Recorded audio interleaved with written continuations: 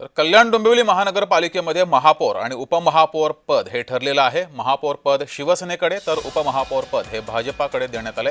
हर्षाली थविल चौधरी शिवसेनेच्या नगरसेविका यांना महापौरपदी त्यांनी अर्ज दाखल केलाय, तर भाजपाचे राहुल दामले यांनी उपमहापौरपदी अर्ज दाखल केलाय।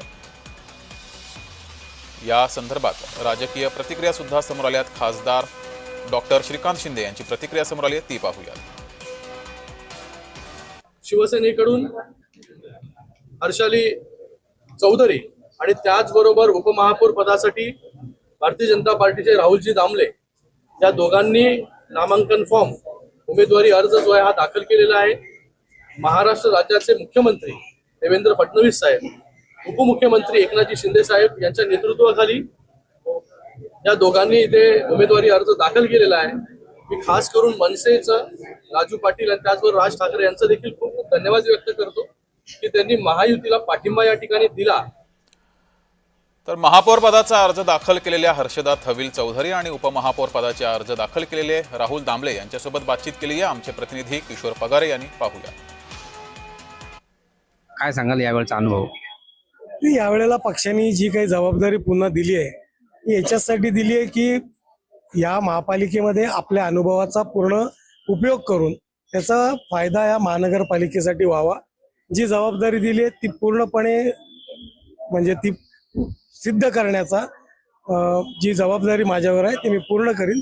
दुसरं असं आहे की निवडणुका झाल्या, निवडणुका या निवडणुकांपुरत्या असतात, याच्यापुढे पक्ष ज्या काही विषय असतात ते बाजूला ठेवून आज आमचे शिवसेना असेल, भाजप असेल, सगळ्या पक्षांचे जे नवीन निवडून आलेले नगरसेवक आहेत हे सभागृहामध्ये कल्याण डोंबिवलीच्या हितासाठी केवळ नागरिकांचं हित एवढंच डोळ्यासमोर ठेवून आम्ही काम करू।